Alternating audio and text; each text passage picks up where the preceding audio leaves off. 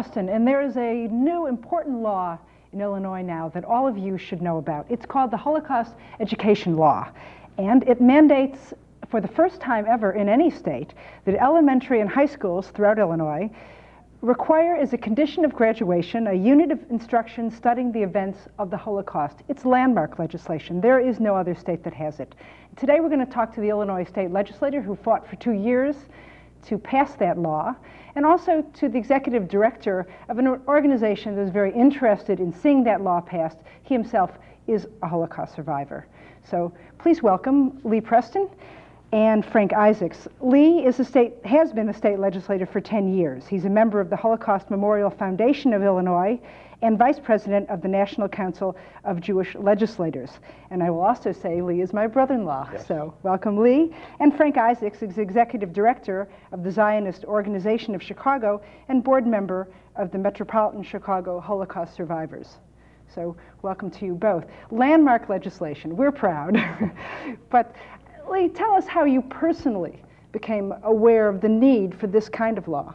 Well, it came to my attention there had been some studies done of what high school students knew and didn't know in world history. And among the things that in one such study, some 60% of graduating high school seniors did not know was they could not recognize the name Adolf Hitler, they didn't know the term Nazis, and they knew nothing about the events of the Holocaust.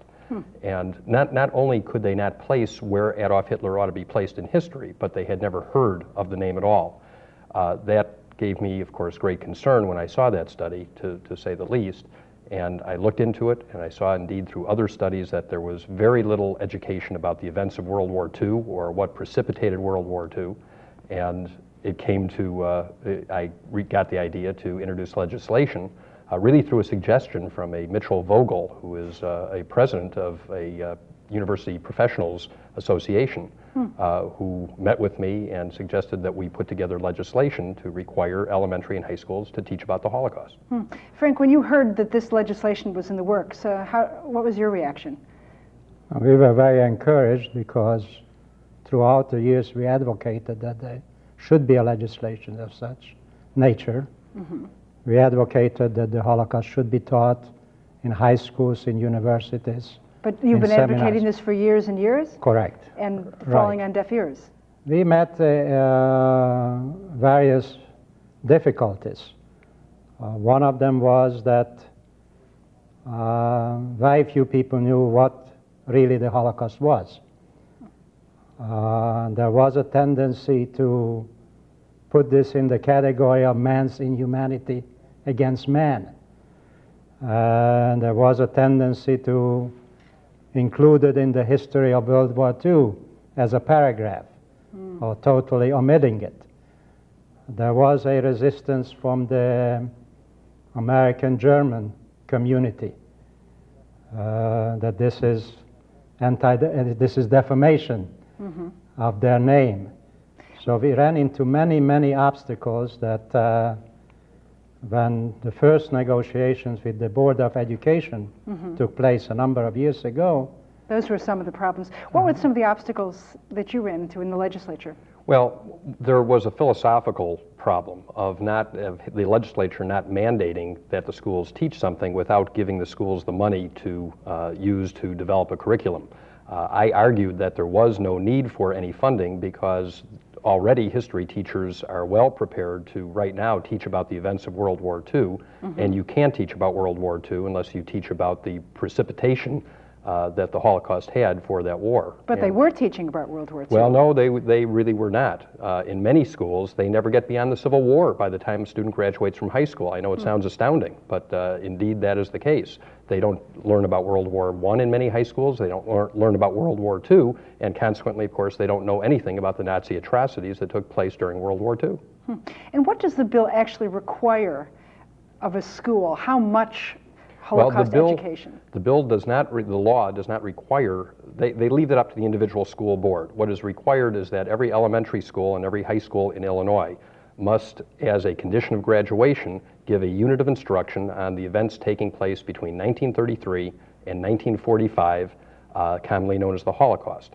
And how much every school does is left up to the individual school board, So but they must do something. So a unit of instruction could be an hour or a week? Exactly. And some schools right now have outstanding curriculum that they are using in their schools, but unfortunately many more schools don't even touch upon the subject.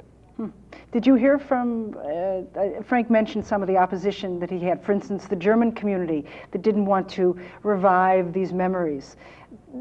Did you hear from groups that were opposed to the bill? We didn't have any opposition from the German-American community at all, much the opposite. We had support from, the fact should be on the table. This was not something that was done by the German people to the world. This was a segment of a German government that went nuts. And that's a great understatement. But it wasn't the German people that were guilty for the events of the Holocaust. It was Hitler and the Nazis who were guilty for the events of the Holocaust, and the world that silently permitted it to happen in Germany and outside of Germany. Mm-hmm. Of course, teachers generally don't like to be told what they should teach. So I would imagine the teachers were not thrilled to all, because it opens a can of worms. Other groups could come in and say, we want to teach X, Y, Z. Well, it wasn't so much the teachers as school administrators who didn't want to be told, again, without having funding provided to them to put together materials and to put together a curriculum. However, the studies that showed that students don't know about the events of the Holocaust speak for itself. If 60% of high school graduating seniors had never heard of the Holocaust or any of the parties involved in it, we have missed the boat somewhere, and it's outrageous that legislation was needed. It ought not to have been needed. If they were learning about World War II and about the events of the Holocaust, there would have been no legislation. The fact that they weren't learning about it required the legislation. And it's astounding to me to know that we're the only state, Illinois is the only state that has such a law. Are you hearing from other states? We've heard inquiries from 2 other states so far, and I know that there are some cities that have some Holocaust studies required in their educational system, but no state other than Illinois now requires it as yet, and the inquiries indicate there's an interest in other states adopting it. The first year it didn't come out of committee. Well, it passed the House, and it did not come out of the Senate committee when it went to the Senate. Okay. And the second year, it got out of both. We gave it a full court press in both the House and the Senate. We had a lot of support from the Illinois Holocaust Memorial Foundation, from the Zionist Organization of Chicago, from the Holocaust survivors, and from many Christian groups were also very much in support of it. And the co-sponsors were Black representatives and senators, Jewish representatives and senators, and it really had broad-based support. And what was Governor Thompson's reaction? He signed it with great glee when it hit his desk. Glee is probably not there. He has been very supportive of the Jewish community and concerns of the Jewish community. He has always participated in the Holocaust Memorial Service in Springfield for every year that I've been in the House. And so his signing the bill was, he had a news conference for it and gave it a great kickoff. Okay. Frank, I know you're involved in Holocaust education yourself. You are a survivor. What is the most effective way to get children, young adults, to understand the events of the Holocaust? Most important thing is that the Holocaust was not a myth. It did not happen in a vacuum. It's not a legend. So therefore, I found that the personal description, the personal experiences are the most effective, also the most difficult one.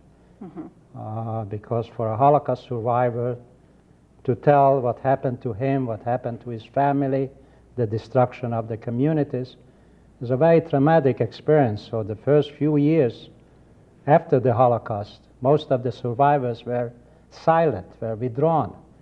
But then in the early 60s, a new movement started.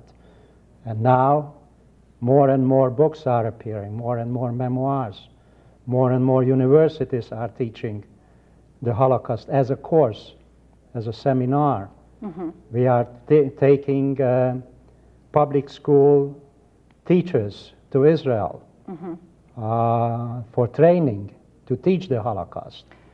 And we are doing many things that was not heard of in the early 50s and early 60s. And necessary. Well, this is a good opportunity for me to introduce a videotape that we have. It's about a curriculum that has been developed called Facing History and Ourselves. Maybe you've heard of it if your children are in suburban schools or public schools in Chicago.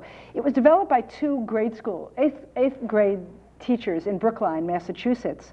In 1976, they wanted to teach teens about the Holocaust. It just wasn't being done. It was a little pilot project. In 76, it had federal funds. It is now a very large, successful, not-for-profit organization that has educated more than 500,000 students and teachers about the Holocaust.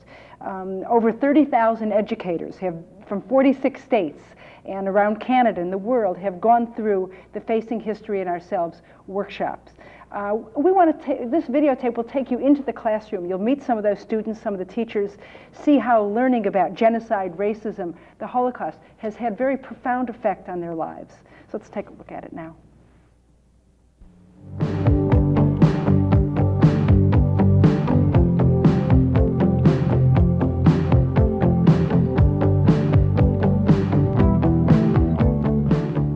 Such a valuable curriculum in the inner city school. The power of it can be used in a positive way to instruct kids and staff and administrators in the value of human dignity and in what can happen at any time in history, at any place, unless the proper steps are taken to guard against it. Facing History has taught me a lot about the concept of thinking and how thinking affects the way people act. And I think I've stressed that much more since becoming a part of the Facing History effort. I think it helped me a lot with how I interact with other racial groups, personally. When we're in school, we're with everybody from different countries. This way we know that we shouldn't be prejudiced against them, because the school teaches us not to, because it's wrong. If they don't teach us, then who's going to tell us?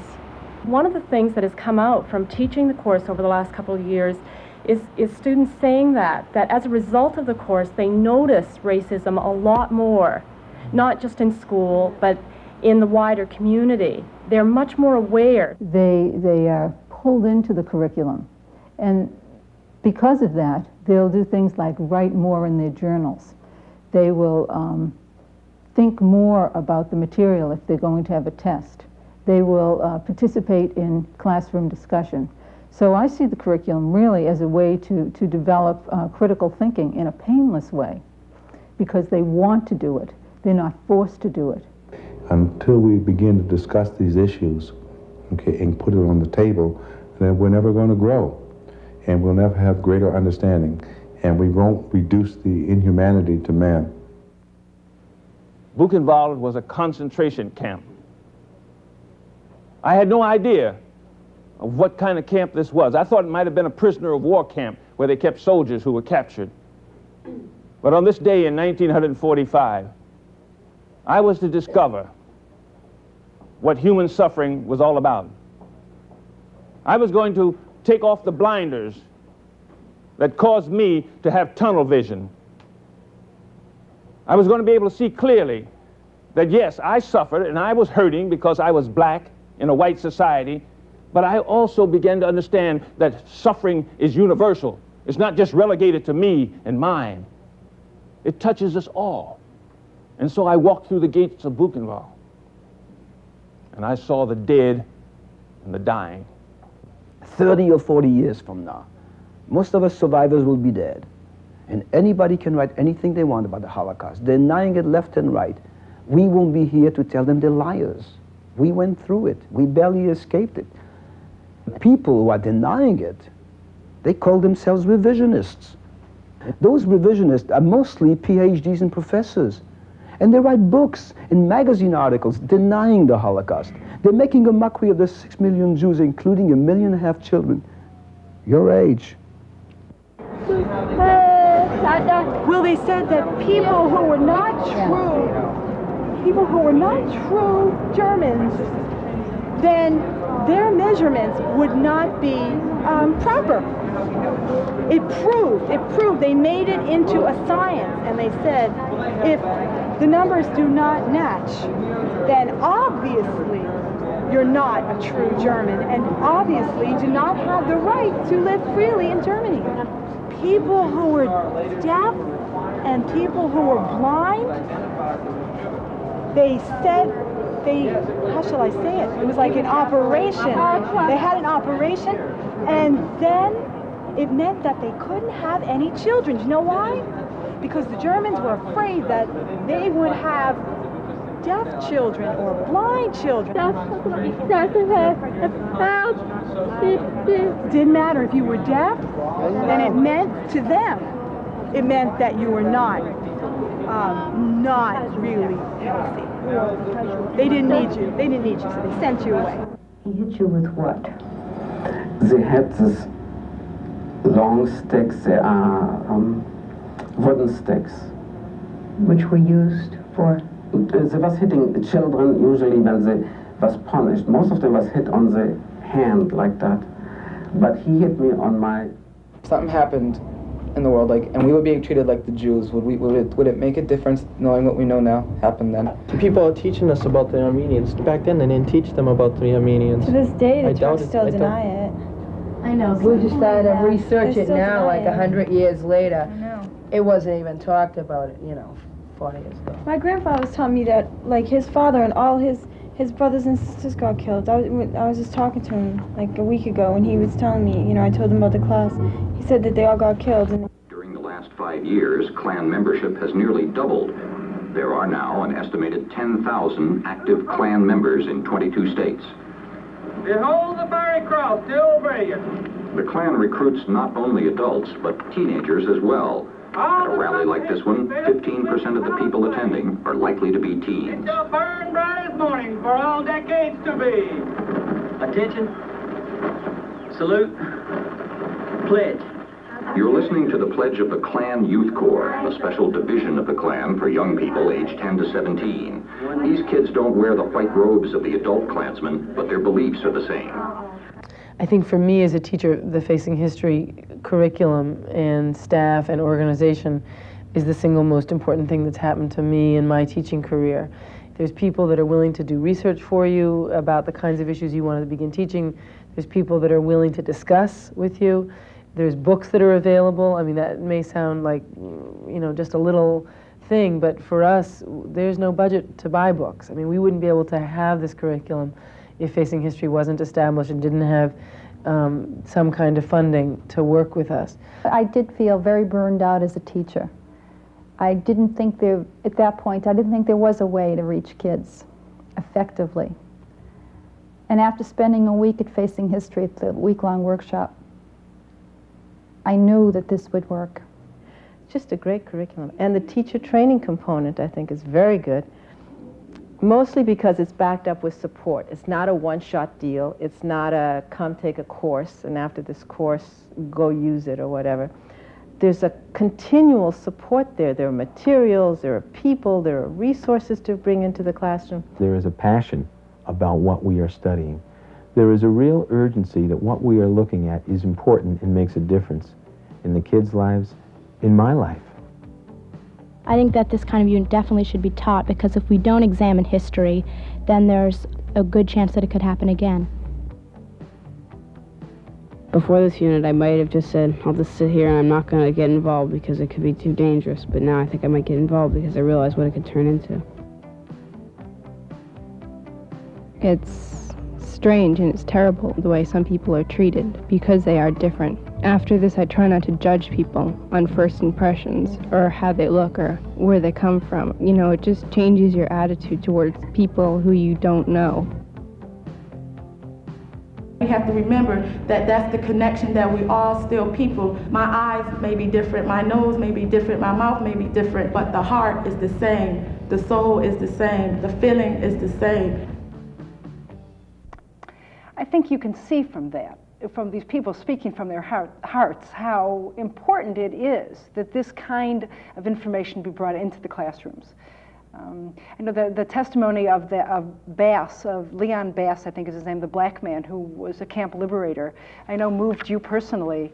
Frank, I suppose because of your own experience, you were in the camps when the liberators, the American soldiers came. Yes, I was there. I was in Buchenwald.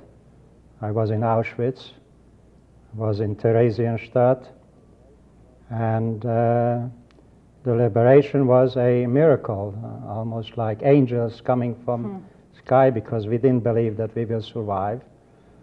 My weight was down to 80 pounds at the time of liberation. My fortune was that I was a young man, strong and tall, and somehow was able to survive, but we thought that the end is very near at any moment. So when the liberators came in, we knew about Roosevelt, we knew about Churchill, we knew about the Americans, but we never believed that we will survive it.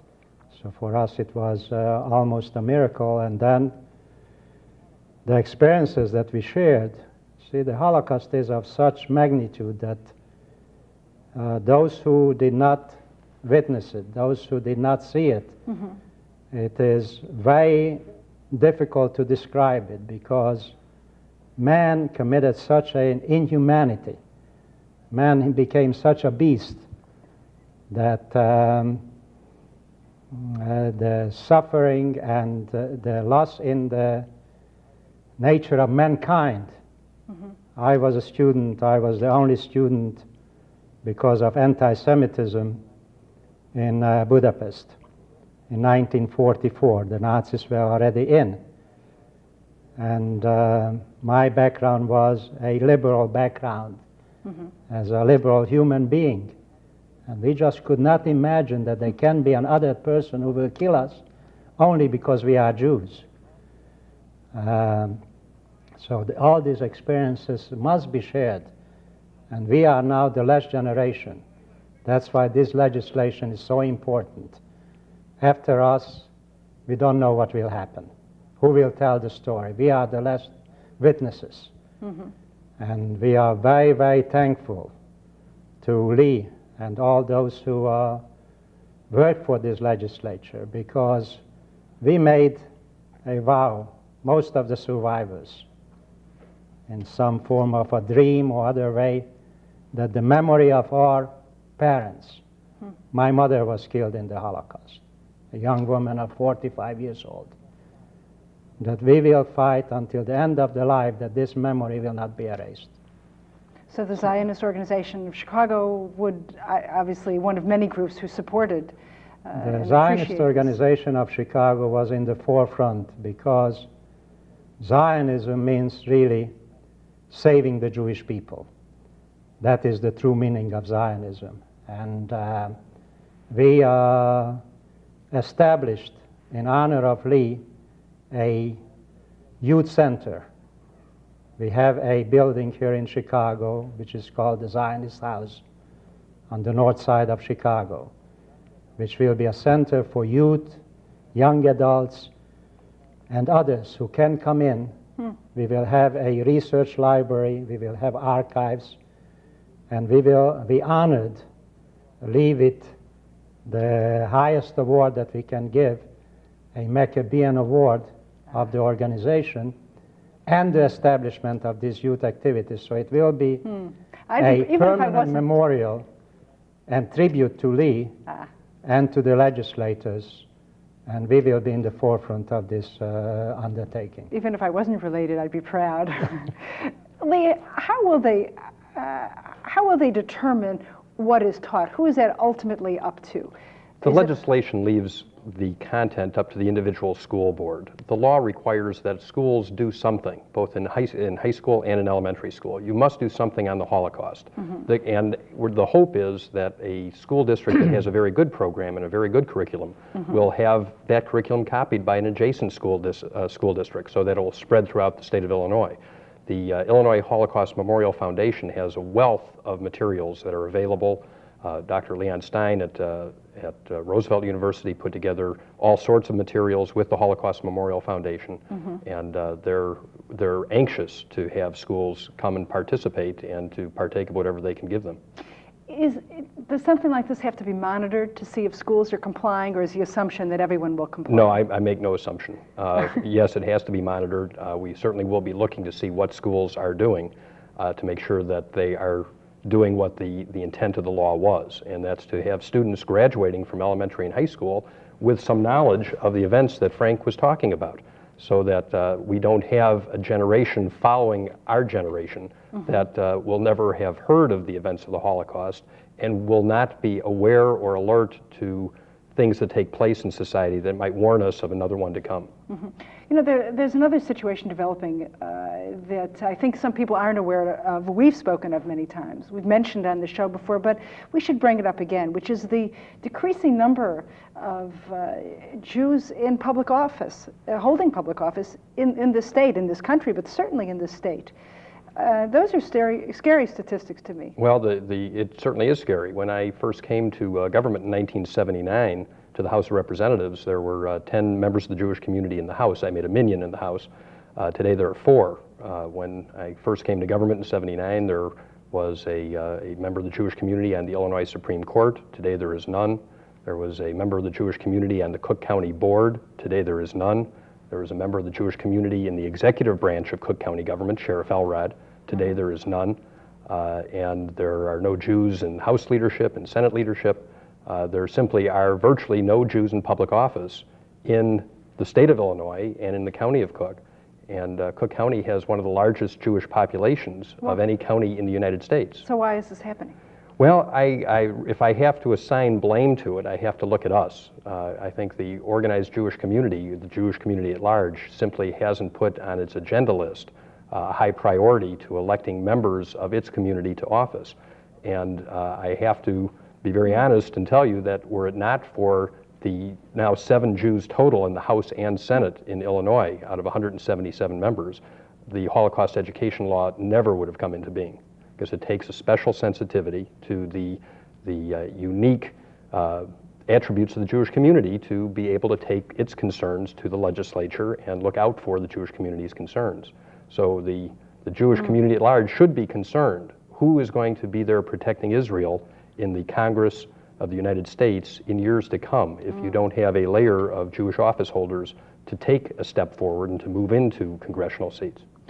Frank, as someone who lived through a time when Jews were so powerless, is that frightening to you to hear this diminishing numbers of Jews? Yes, because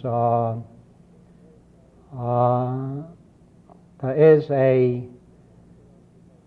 an area that is still debated, and that is the American Jewish attitude during the Holocaust. There were surveys, there was research, there is accusation that the American Jewish community was silent, and the reason that it was too timid. Now it was felt, however, that with the establishment of the State of Israel, a new American Jew is emerging. Well. A proud, militant Jew who is not afraid to go out there, who is not the core Jew anymore. Okay. I'm afraid we're out of time, but I want to thank you both for being here today. Lee Preston, Frank Isaacs, and thank you for joining us. Shalom.